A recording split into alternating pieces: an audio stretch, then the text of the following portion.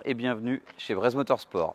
Une clé de Porsche de 911, toujours aussi esthétique. Et là, vous le voyez, c'est la toute dernière version. Donc une 992. Et si je lis sur la petite étiquette qui va avec, il n'y a pas grand-chose. Mais je le sais, c'est une Carrera S. Et ce qui va être sympa dans cette vidéo, bien entendu, on va faire de la prépa. Mais c'est la couleur de cette voiture. On va vous la présenter et je vous attends dans les commentaires à nous dire un petit peu ce que vous connaissez de l'histoire de cette couleur qui est pas si originale, c'est pas tape à l'œil, mais c'est subtil et c'est très sympathique. Vous voyez, hein, rien à voir. Ici, on est beaucoup plus flashy. Ensuite, on a un gris marron beige, c'est beaucoup plus discret. M6, boîte manuelle, ça y est, le chantier est terminé. La vidéo sortira bientôt, ça devrait être sympa. Un V10, enfin, je ne vais pas vous faire un dessin. Ici, une CSL noire, encore une histoire de couleur. La CSL, tout le monde la veut grise. Moi, je la veux noire. Celle-ci est parfaite. Il y aura un gros chantier à venir. Hein. Là, alors, je vous montre un petit peu toutes les vidéos qui traînent en ce moment. Ça, on sort moteur, boîte, on refait tout. Joint de culasse, elle est en état, hein, mais on en veut une neuve. Une Maserati, c'est bon, on a les pièces, elle va partir. Et du jaune c'est sympa, c'est flashy et c'est le jaune Dakar, le fameux jaune Dakar. Moi j'adore, c'est une couleur qui partage. Hein. Là voilà, notre 992 Carrera S et avec pas mal d'options, ni trop, ni pas assez. Et un truc qui est rigolo, le propriétaire me dit j'ai réussi à en trouver une sans toit ouvrant. Et c'est vrai que je trouve que ça lui fait vraiment... Enfin, c'est pas très bien intégré, je trouve, sur les Porsche, les Mercedes non plus. Quand on le sort, il est posé comme ça derrière.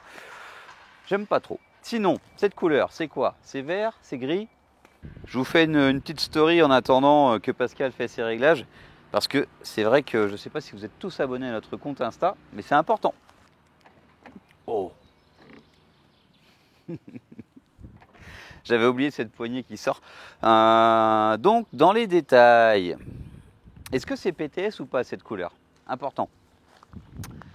Ensuite, on voit un petit peu des options, je pense, en tout cas des choix à la commande. Les étriers noirs, les jantes noires également. Ça, je pense que c'est plus classique, mais les étriers sont souvent rouges. Le feu arrière, tiens, est-ce qu'il est tout blanc ou est-ce qu'il est rouge? Il est rouge. Donc, on peut l'avoir un sens totalement blanc, comme ici, comme en bas. Non, elle est chouette. C'est vrai que c'est... Là, j'ai envie de dire qu'elle est verte et d'un autre côté, elle est complètement grise. On va lui mettre des cales à cette voiture. Ça va vraiment rendre beaucoup mieux.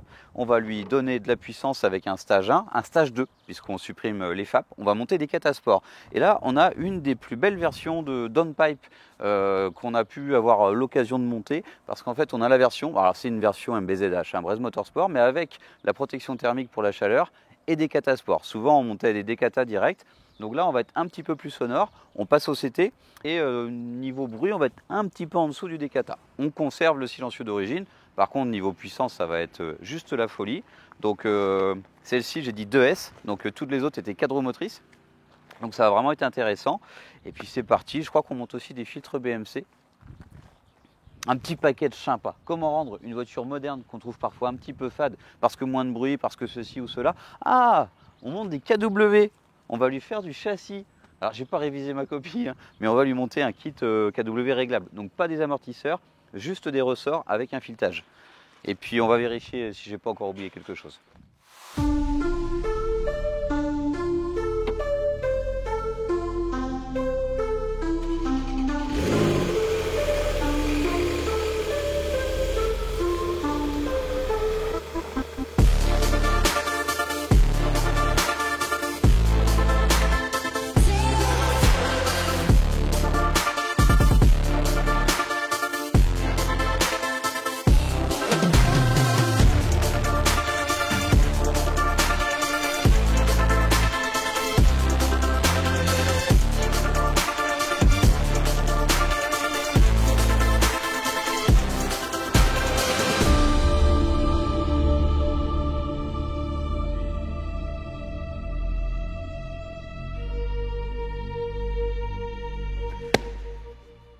KW, je déballe, je vous montre. BMC, un grand classique, faut pas se priver, c'est pas le prix que ça coûte. En même temps, on fait de l'entretien et on a des performances supplémentaires. C'est belle downpipe. Je voulais vous les montrer. Le revêtement thermique, la petite plaque Bresse Motorsport et à l'intérieur, des catalyseurs. Catalyseurs sport, donc plus permissifs. On voit le jour au travers, c'est un petit peu exagéré, mais on voit la lumière en tout cas qui passe au travers malgré le coude. Donc c'est plutôt très permissif comparé à un FAP ou un catalyseur standard. On en a 2 et des cales, on en a 4 au chaque coin. 8 mm avec la visserie qui va bien. Donc qui dit downpipe dit reprogrammation moteur. Qui dit ressort court dit géométrie.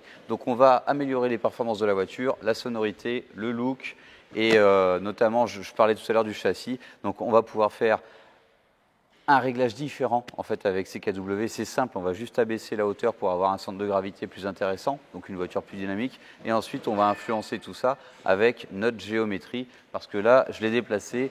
En braquant, la voiture ne rip pas. Vous qui avez des voitures un petit peu agressives, vous sentez que quand vous manœuvrez avec un peu de carrossage, enfin un setup, je vous l'ai dit, plutôt axé piste, et ben la voiture rip, elle met des saccades. Celle-ci, elle est complètement civilisée, il ne se passe rien, ça ne donne pas envie de faire de la piste pour l'instant.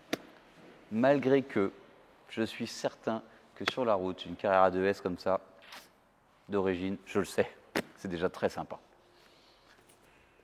Je vous déballe ça et on file au banc.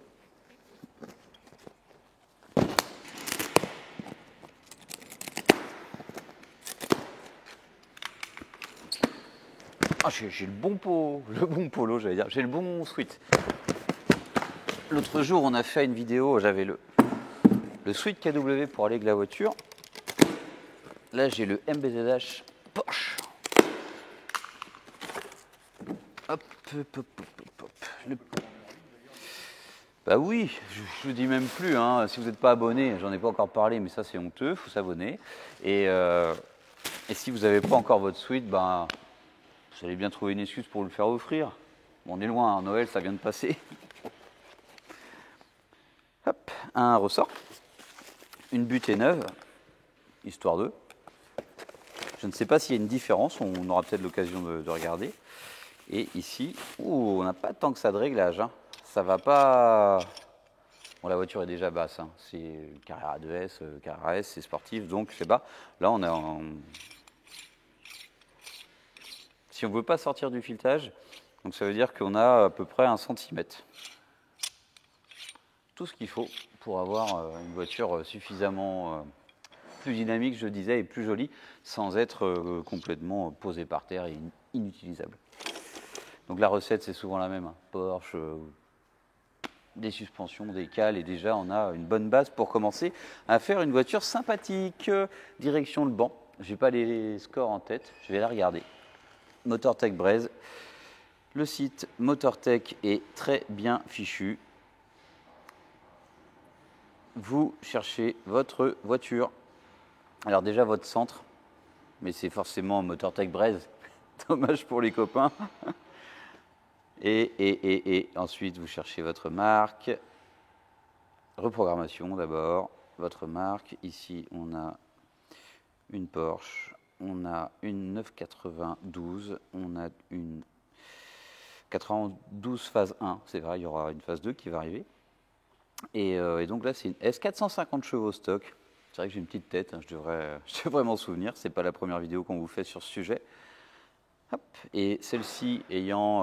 alors, les turbos sont plus gros sur la GTS. Hop. Donc là, on a 450 chevaux. Et on va passer à combien, tiens? Alors, on n'aura pas le score. Je gâche la fête tout de suite, hein, sur le banc, les Porsche, vous le savez. On n'aura pas 450 chevaux, mais on annonce plus 50 chevaux en stage 1. Donc on devrait être un petit peu au-delà. Et 120 Nm. Pouah, ça va faire un truc à plus de 500 chevaux. Quand même sympa. C'est n'importe quoi même.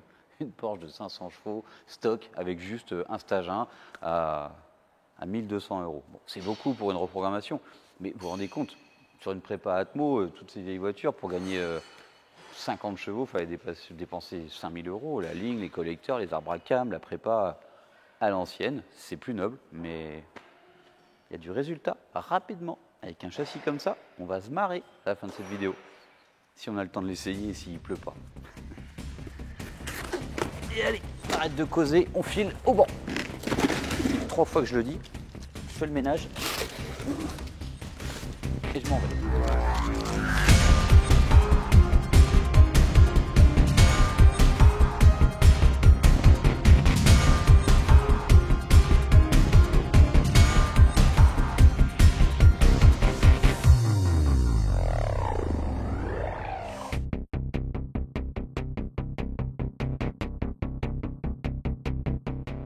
Petite interlude esthétique, le volant en Alcantara vraiment nickel, et ces sièges ils ont super bien évolué, il y a plus de maintien, ils sont comme l'extérieur de la voiture un petit peu plus moderne, ça respecte pour autant très bien l'esprit de la 911, pas de cuir étendu, je sais pas pourquoi, dans celle-ci ça me dérange pas, bizarre.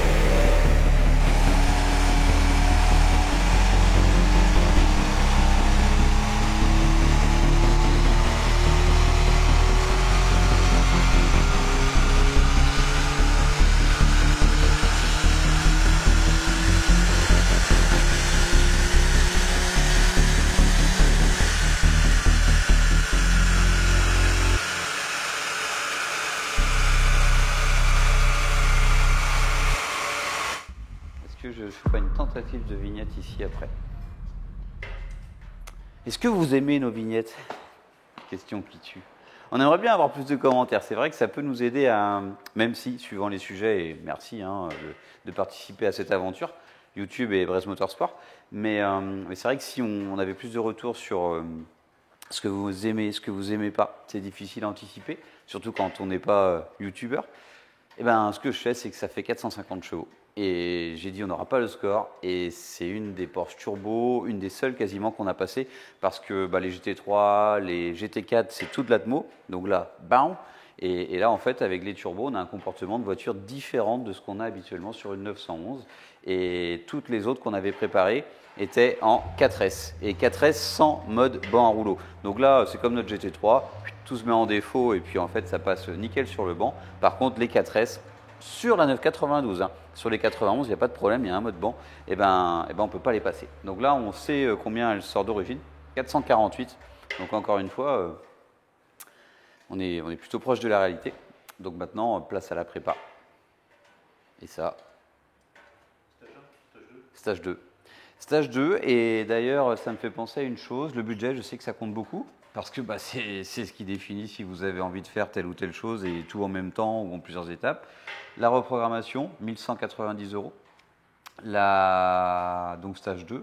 La paire de downpipe, un peu plus de 2000 €. L'installation, je crois il y a une demi-journée de boulot. Les ressorts, c'est 1000 € également, encore une demi-journée de boulot pour les monter. Et puis une géométrie derrière qui est un peu moins de 200 €.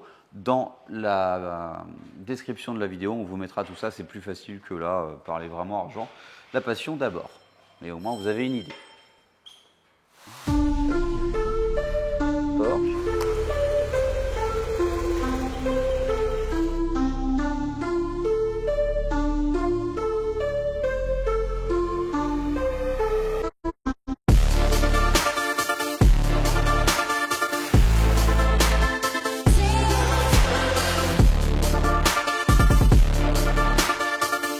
Alors, vous l'avez la couleur de cette 992 Carrera 2S? Je ne vous l'ai pas encore donnée et j'ai pas encore vérifié. Cette voiture était confrontée, si je puis dire, dans une des premières vidéos, ce qui nous a amené ensuite à toutes ces prépas sur 992 Carrera S, Carrera 4S. Il y avait le côté GT3 avec son gros moteur atmosphérique 4 litres qui fait 500 chevaux. Et ce 3 litres biturbo qui, une fois reprogrammé, envoie quand même énormément et ridiculise un petit peu la GT3 en termes de couple, si je puis dire, et d'efficacité globalement, mais on oublie quand même la taille des freins, le châssis, les amortisseurs. Et là, justement, c'est ce qu'on essaie d'apporter. On va faire évoluer la voiture sur les KW, qui sont désormais en place. D'ailleurs, la vidéo de ce comparatif GT3 pas GT3 va s'afficher là. J'ai le bon côté, je suis content. Et donc, on a aussi installé les cales, ça c'est en place, les élargisseurs de voie. On a une cale qui va bien. On a un petit centreur pour centrer la roue, hein, ça porte bien son nom. Donc le centreur de roue est déporté et on le retrouve ici sur cet élément rapporté. Le KW, donc on a misé sur un rabaissement proche de celui d'une GT3, à savoir que c'est réglable, donc on va la plaquer quand même un petit peu au sol. Et ensuite, on va passer derrière. On est en train de monter les downpipes, la partie reprogrammation et passage au banc d'origine étant déjà effectuée. On va pouvoir vous montrer un petit peu comment c'est. Alors, pour certains d'entre vous, vous connaissez déjà le principe, mais c'est vrai que c'est une sacrée usine à gaz, hein, comparé à une GT3 justement. Hein. On a un plus petit moteur, mais du coup on a plein de choses pour la faire aller vite autour, comme ce turbo, l'échangeur qui est ici.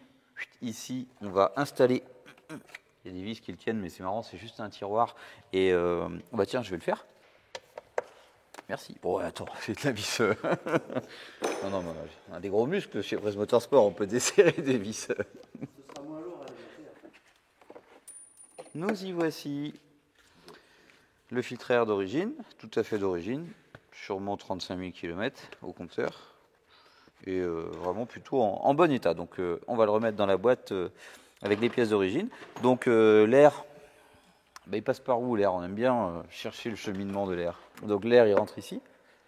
Vous nous suivez, hein? Hop, il passe ici. Donc la conduite, il faut imaginer qu'elle est en place. Ben ouais, c'est ça. Donc on a deux conduites. Donc on a l'impression qu'on pourrait avoir deux filtres à air de ce côté-ci. Mais non, en fait, on a une partie. Ah ouais, ça fait les deux en même temps. Ça, c'est des fous. Enfin, c'est des fous. C'est très bien pensé. Hein. Et ça marche très bien. La preuve, même sur le banc, on n'a aucune perte de puissance. Pour une fois, ça sort ce que ça dit chez Porsche. Et sur le banc. Donc ça passe au travers de cette petite grille, ça rentre ici, c'est vraiment canalisé. On sent que quand l'aileron est levé, on peut penser que ça sert qu'à l'aéro. Ben non, en fait, ça déploie un espèce de rideau qui va plaquer l'air, enfin qui va bloquer l'air et qui va l'obliger à rentrer dans ces conduits d'admission qui vont refroidir l'intercooler qui est en dessous. Et tout ça, ça va être filtré par le filtre à air. Ici, on expédie l'air qui a été recyclé, on va dire que c'est de l'air chaud. Et puis en fait, on a le turbo qui se situe juste là. Donc ça, on vous l'a montré plusieurs fois. Je voulais revenir dessus parce que je trouve ça quand même intéressant. Et ce qui pourrait être intéressant, c'est de mettre des gros intercolleurs. Je ne sais pas quand est-ce qu'on va le faire. Hein. Il y a un petit clin d'œil. Vous n'avez pas une 992 sur laquelle vous voulez vraiment optimiser le refroidissement de votre voiture. Et il y a un plénum IPD aussi qui pourrait être installé sur la partie vraiment plus proche du moteur, là où on rentre vraiment dans la culasse, dans le collecteur d'admission. Donc, Luc, j'ai dit une bêtise? Non, je n'ai pas dit de bêtises. Et voilà, donc pour la partie prépa, je vais remettre le filtre BMC, il est là-bas. Je reviens et cette petite vis, je vais la remettre en place aussi.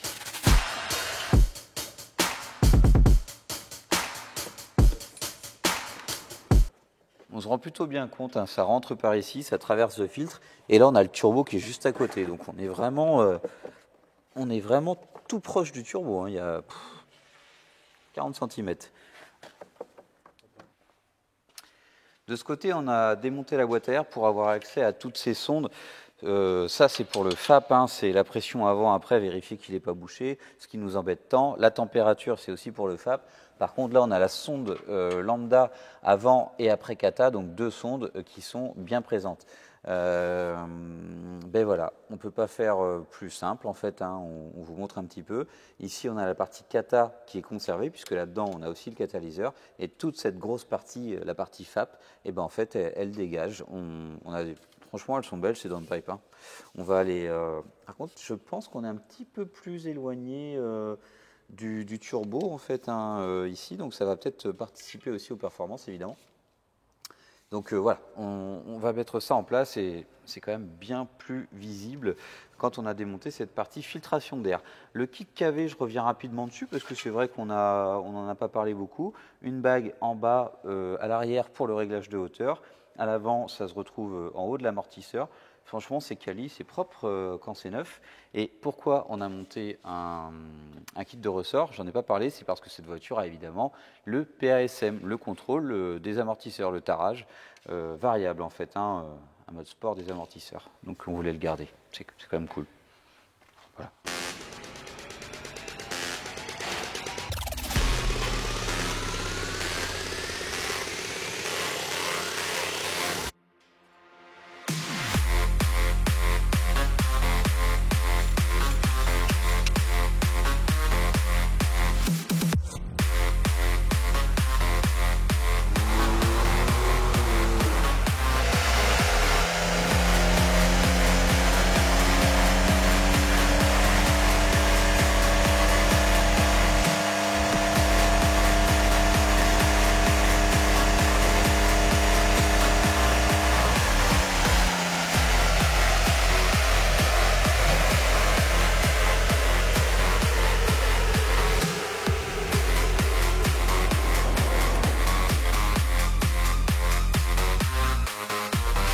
La petite bête et la petite grenouille est devenue un monstre. Elle a voulu sortir du banc, je ne sais pas si ça va, encore une fois en vidéo, je ne sais pas si ça va se voir autant, mais alors elle est sortie du banc, et heureusement qu'elle est attachée, et là j'ai coupé et on a refait un tour ensuite. Donc elle a pris quand même pas mal de couples, hein, 120 Nm en stage 1, donc là un petit peu plus.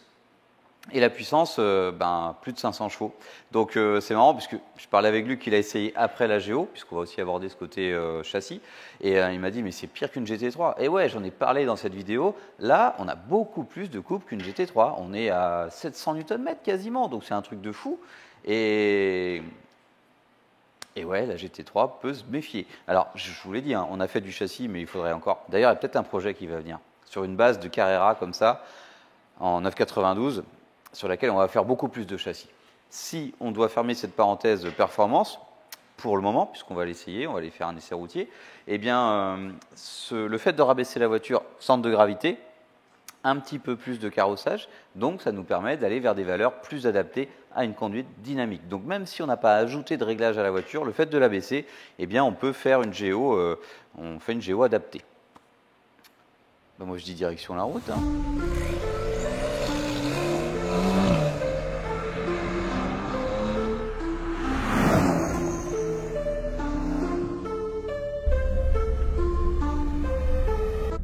Triche un peu parce que j'ai été l'essayer pour effacer les codes défauts liés au passage au banc, ESP, ABS, etc.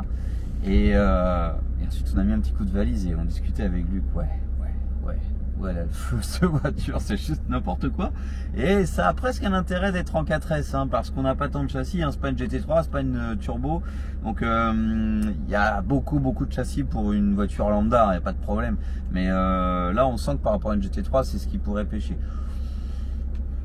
Ma foi, je l'aime bien quand même, cette voiture. Allez, c'est parti. Je fais juste un petit essai en ligne droite. Là, on va faire quelque chose de plus dynamique. Le mode sport. Et voilà, on n'en a pas parlé pour l'instant, on a du son, enfin. Ah, c'est parfait. Finalement, avec des catasports aussi permissifs, hein, je vous l'ai dit, on voit au travers, le son est atténué, mais c'est encore bien présent.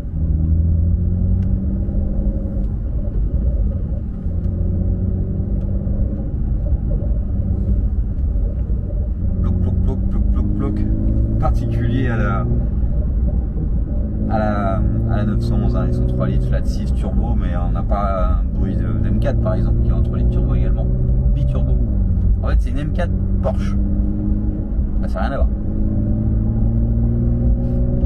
Ça n'a rien à voir, mais dans cette discussion avec Luc, on s'est dit, c'est un peu comme une M4 justement, ancienne génération, une F82, beaucoup de moteurs et pas tant de châssis, même s'il y en a en soi beaucoup pour une BM. Il y a beaucoup de trains avant, on a des freins, on est pas mal rigide, donc c'est pas dégueulasse, mais il y a tellement de couple avec ces moteurs biturbo que l'upgrade de châssis est lissé et finalement presque balayé par l'upgrade moteur en soi, même si ce côté sonore c'est totalement différent de la Turbo.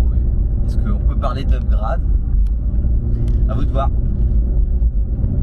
La voiture est un petit peu sale, mais il faisait hyper moche quand on l'a réceptionné. Et là il fait hyper beau, donc on va peut-être finir cette vidéo en l'observant sous un angle différent et profiter de cette couleur au soleil une fois lavée.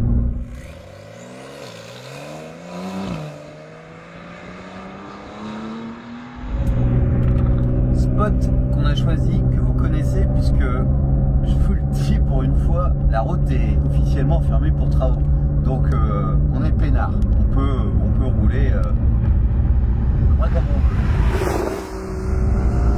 Je vous dis ça parce que j'ai essayé le Cayman GTS simple, ça déco simple, covering, et c'est le même spot et une voiture de la même marque mais différente à quelques jours d'écart. Donc on sent bien que, petite remarque, la boîte PDK de la 992 a encore évolué. C'est aussi ça les évolutions des voitures. Et ce qui est intéressant dans ce changement, même s'il n'y a pas que du bon, ça l'est.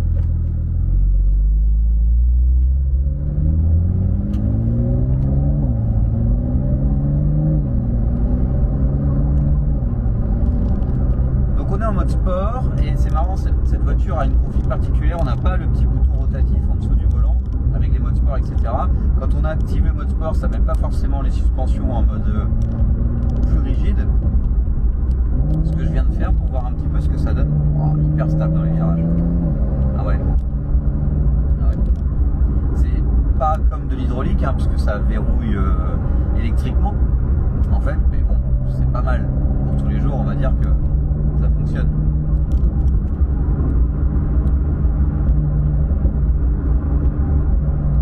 Et ça évite d'aller mettre les mains dans les clics si jamais on a envie.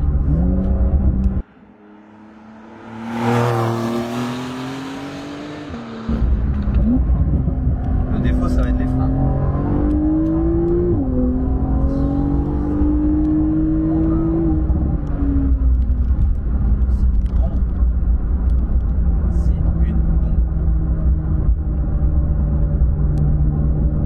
Pas qu'elle avait envie de sortir du banc quand même, hein. Et là pour l'instant je ressens pas le problème de... Allez, on peut pas dire qu'une Porsche soit une saucisse, mais je la sentais un peu compliquée à gérer. Là ça se passe très bien.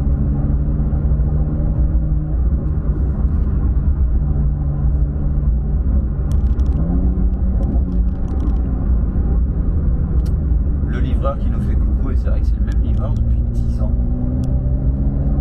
Génial ça, il a vu toute l'évolution de Brest Motorsport, ce livreur. Et il est fier de nous livrer. Et il est content de voir des belles voitures. Et ça, merci à vous.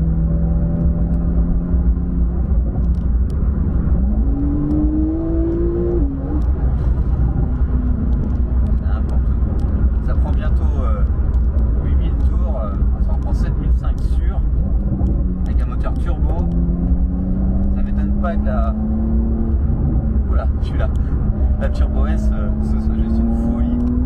Je ne l'ai pas encore essayé en 92, on ne l'a pas préparé non plus, mais en 91 c'est juste la voiture de rêve pour faire un road trip par exemple.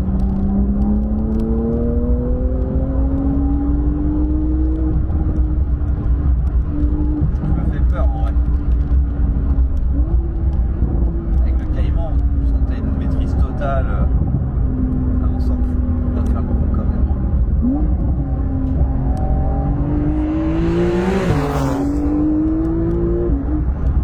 Et surtout que ouais, ça va vite manquer de frein. Ça freine, hein. On peut conserver le kit de frein tel quel, mais il faudrait vraiment avoir des bonnes plaquettes, c'est le minimum. Je reste en 3, je rattaque comme ça, juste parce que j'ai envie de profiter de la caisse. Et boum, 4ème. Cette tenue de cap. Bah, il fait beau, peut-être pas vraiment d'intérêt au 4S. Au 4 motrices quoi. J'ai même pas regardé ce qu'elle avait comme pneu. Parce que le 4S, ça pourrait être le Michelin PS 4S, mais là non. C'est le côté côté cadre motrice ou pas qui m'intéresse parce que ça change beaucoup de choses sur le mouillé par exemple.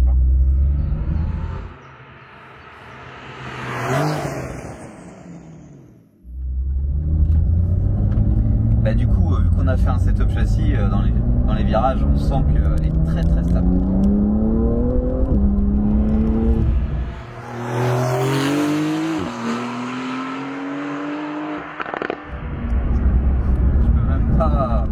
La route est belle et parfaitement adaptée, on est dans le bon rythme et ça devient costaud quand même, ça devient musclé. À 6000 on se dit bon c'est un fond de contour. Non, il se passe des choses.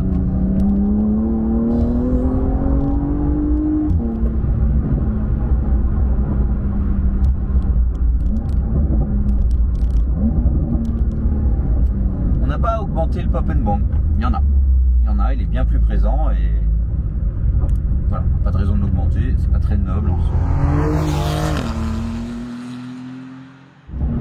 Bien déclencher les aides. Alors oui, on accélère, je sais pas, mise ou enlever pour l'instant, je suis pas touché à ça. D'ailleurs, qu'est-ce qu'on a de beau ici? J'ai l'impression que soit on l'enlève, il n'y a pas de bon intermédiaire. ASM désactivé. Alors est-ce qu'on enlève tout? Peut-être que c'est un peu comme sur une 240i, on peut peut-être pas tout enlever alors qu'on peut enlever sur la M4. Là je sais pas et je vais peut-être pas essayer de vérifier. Ce qui me dérange pas trop, j'étais en deuxième, ce qui en soit pas. Mais c'est surprenant d'avoir envie de passer la deuxième. Comme je vous ai dit, la route est petite mais ça marche tellement, il y a tellement de moteurs, la boîte est tellement bien associée à ce moteur justement, et le châssis est tellement stable qu'on a envie de s'arrêter, prendre la cour, enfin vraiment on peut vraiment s'amuser à piloter, alors que c'est qu'une carrière S, on n'est pas dans une GT3 et franchement c'est top, c'est vraiment bien. Qu'est-ce que ça donnerait sur le circuit? Une bombe c'est sûr, avec autant de couple. C'est évident que les GT3 RS, enfin tout ce qui est Admo deviendrait vite inquiété de cette auto. Inquiété par cette auto.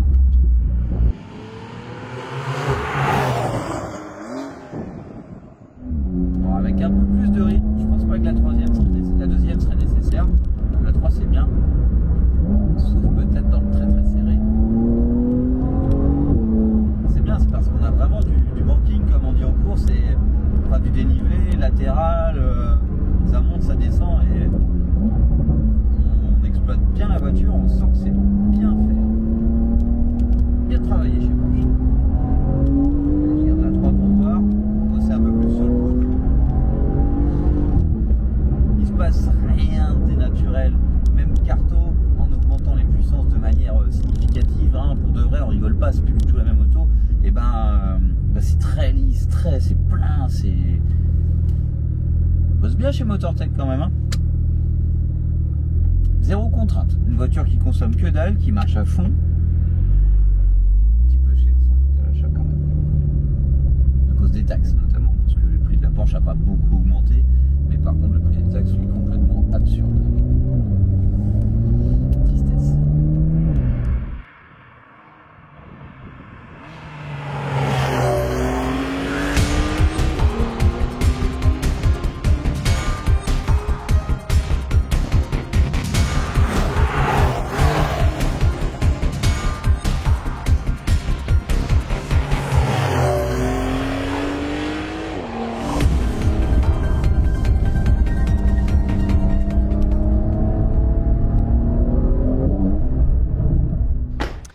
Il n'y a pas d'autre mot, je me suis régalé. 4S, pas 4S, c'est vraiment la différence entre celle qu'on n'avait pas pu passer au banc et celle-ci. Et vraiment là, dans ces conditions qui sont parfaites. Ah, les pneus Goodyear, donc c'est la montre d'origine Porsche sur ce modèle F1. Donc un pneu standard qui marche bien. Et cette voiture, vraiment, elle marche trop bien. À bientôt, Kenavo. Abonnez-vous.